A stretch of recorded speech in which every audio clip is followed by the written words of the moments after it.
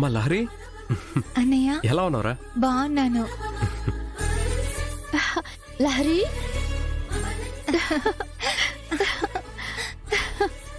ఎలా ఉన్నావమ్మా? బాగున్నానమ్మా, నువ్వెలా ఉన్నావు? నాకేంటమ్మా, సంతోష్ నిన్ను ఏ లోటు లేకుండా చూసుకుంటున్నారు కదా. అక్కడ నువ్వు బావుంటే ఇక్కడ నేను హ్యాపీగా ఉన్నట్టే. అల్లుడు గారు బావున్నారా? బాగున్నాను అత్తయ్య.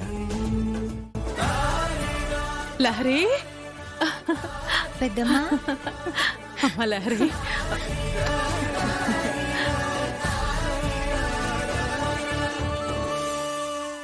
ఎలా ఉన్నావు తల్లి?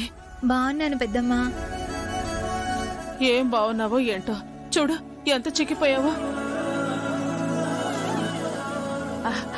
అయ్యో బాబు, ఆ అమ్మాయిని చూసిన సంతోషంలో మిమ్మల్ని పలకరించనే లేదు. ఎలా ఉన్నారు బాబు? బాగున్నాను అత్తయ్య. అమ్మా నాన్న కుశలమేనా? అత్తయ్య అంతా ఫైన్. ఏమా లహరి, వచ్చే ముందు కనీసం ఒక్క ఫోన్ కాల్ అయినా చేయలేదు? అల్లుడు గారు నువ్వు వస్తున్నారంటే ఇంట్లో చేసుకునే ఏర్పాట్లు కూడా ఉంటాయి కదమ్మా. అయ్యో అమ్మా, నేను మీతో చెప్పడం కాదు, అసలు మీ అల్లుడు గారే సర్ప్రైజ్ అంటూ ఇలా ఇంటి ముందుకొచ్చే వరకు కూడా ఒక్క మాట కూడా చెప్పలేదు నాతో. నేనేం చేయను? ఏంటి బావగారు, ముందుగా చెప్పొస్తే ఏమైంది? ఓ, మా మర్యాదలతో మిమ్మల్ని ఎక్కడ ఊపిరాడకుండా చేస్తామని భయపడ్డారా బావగారు? అయ్యో అదేం లేదు బావగారు. యాక్చువల్లీ తనకు పెళ్ళైన దగ్గర నుంచి ఫోన్లో మీ అందరితో మాట్లాడమే కానీ మధ్యలో ఒక్కసారి కూడా కలిసింది లేదు కదా. ఒకసారి క్యాజువల్గానే తనని ఇలా ఇంటికి తీసుకురావాలి అనుకున్నాను.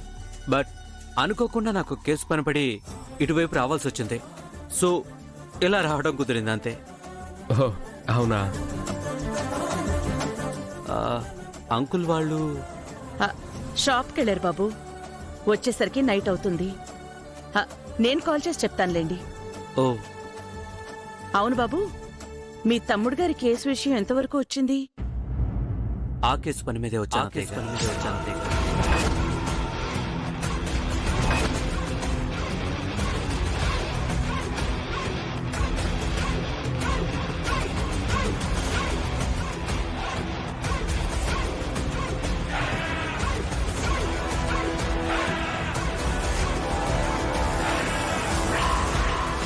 తమ్ముని చంపింది ఎవరో తెలుసుకోవాలి.